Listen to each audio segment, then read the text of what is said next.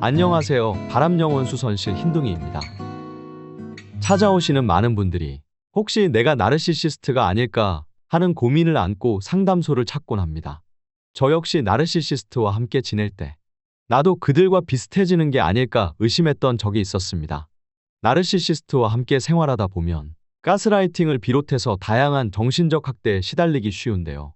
그러다 보면 내 감정과 생각이 혼란스러워지고 심리적으로 자연스럽게 위축되거나 우울해지기도 합니다. 이는 나르시시스트가 의도하는 결과이기도 하죠. 하지만 중요한 점은 나르시시스트와의 관계에서 그들의 행동에 영향을 받거나 일시적으로 닮아 보일 수는 있어도 성인이 된 이후라면 나르시시스트로 완전히 변하는 일은 불가능에 가깝습니다. 이번 영상에서는 자신이 나르시시스트라고 착각하게 되는 몇 가지 이유와 이를 극복하는 방법을 설명드려 볼까 합니다. 첫 번째로 나르시시스트 옆에서는 불안정한 상황을 통제하려는 생존 본능이 일어납니다. 나르시시스트의 끊임없는 비판과 트집에 시달리다 보면 본능적으로 불안정한 상황을 통제하려는 생존 욕구가 작동하게 됩니다. 자신의 행동을 지나치게 억제하며 나르시시스트 앞에서 실수를 최소화하려는 강박이 생기기도 하죠. 이러한 통제 욕구는 자신뿐 아니라 타인에게까지 확장되기도 합니다. 늘 불안감에 시달리다 보니 본래의 계획에서 조금만 벗어나도 마치 큰일이 벌어질 것 같은 두려움에 휩싸이게 되는데요. 그 결과 상대방을 완벽하게 통제하려 하거나 사소한 실수에 분노가 폭발할 수도 있습니다. 예를 들어 자녀가 문제를 일으키면 지친 상태에서 더 극단적인 분노를 느끼거나 약속 시간에 늦은 상대방에게 과도하게 화를 내는 경우가 그렇습니다. 불안감이 극대화되어 스스로를 끊임없이 채찍질하며 몰아세우게 되면 심한 경우 거식증이나 강박증, 무기력증과 우울증 같은 정신적 문제로 발전할 수도 있는데요. 이러한 상황이 반복되다 보면 스트레스를 줄이기 위해 사람들과의 접촉을 피하고 스스로를 고립시키는 선택을 하게 되는 경우가 많아지게 됩니다. 두 번째로 스스로의 생각을 두 번, 세 번 의심하게 됩니다. 나르시시스트는 투사적 동일시라는 심리적 조작 방식을 자주 사용합니다.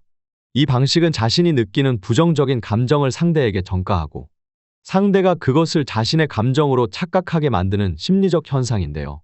예를 들어 기본적인 생활비를 요구했을 때조차 내가 너무 욕심이 많은 건가 라며 스스로를 의심하게 만들죠. 내가 나르시시스트의 힘든 점을 여태 너무 몰라준 건가 라고 생각하면서 말이죠. 나만 이기적으로 생각했나? 내가 잘 대우해주지 못했나? 와 같은 생각을 하게 되는 것인데요. 나르시시스트의 부정적인 감정과 비판에 노출되다 보면 마치 내가 잘못된 사람인 것처럼 느껴지게 만듭니다. 결국 나의 의도와 상관없이 나르시시스트의 조작에 의해 내 행동과 생각이 그들이 원하는 방향으로 왜곡되는 것이죠. 이 과정에서 마치 자신이 나르시시스트처럼 나쁜 마음을 먹고 있다는 착각에 빠질 수 있는 것입니다. 그러나 이는 그들의 심리적 조작에 의해 왜곡된 생각과 파생된 죄책감일 뿐 당신의 본래 의도와는 무관하다는 점을 아셔야만 합니다. 세 번째로 힘에 대한 가치관이 변화될 수 있습니다. 나르시시스트는 돈과 힘에 집착하며 이를 통해 다른 사람을 조종하려 합니다. 그들과 함께 지내다 보면 이러한 가치관이 나에게도 무의식적으로 영향을 미치기 시작하는데요.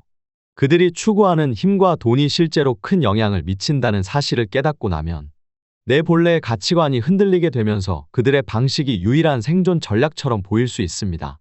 흑백 논리에 빠져 이분법적인 힘을 쫓아야만 그 안에서 살아남을 수 있다는 착각에 빠지는 것이죠. 나르시시스트가 만든 세계 속에서 그들의 명령에 따르는 것이 생존의 유일한 방법처럼 느껴지게 될 수 있습니다.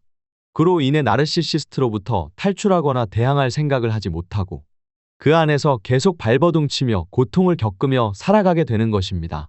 마치 독재 사회에서 권력에 복종해야 살아남을 수 있는 것처럼 말입니다. 그렇지 않으면 공개 처형의 대상이 될 것이 분명할 테니까요. 네 번째로 감정이 취약해져서 민감해지고 자주 폭발하게 될 수 있습니다. 나르시시스트와 함께 지내면서 심리적으로 면역력이 약해진 상태에서는 작은 자극에도 감정이 쉽게 폭발하게 됩니다. 이는 마치 외부 세균에 반응하는 면역 체계인 백혈구를 과도하게 생성하여 면역 체계가 자신을 공격하는 백혈병, 즉 자기 파괴적 상태에 빠지는 것과 비슷한 상태일 것입니다. 이런 상황에서는 사소한 일에도 지나치게 화를 내거나 불안정하게 되며 이후에는 자책과 후회에 빠지기 쉽습니다.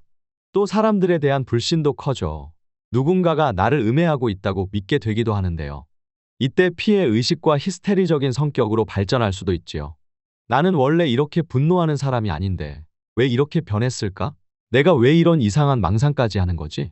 내가 정말 병이 든 걸까 하는 자책감은 더 큰 우울감으로 이어지기도 합니다. 중요한 점은 이러한 혼란은 나르시시스트의 부정적인 영향에서 비롯된 것이지 스스로 원해서 만들어낸 감정은 아니라는 점입니다.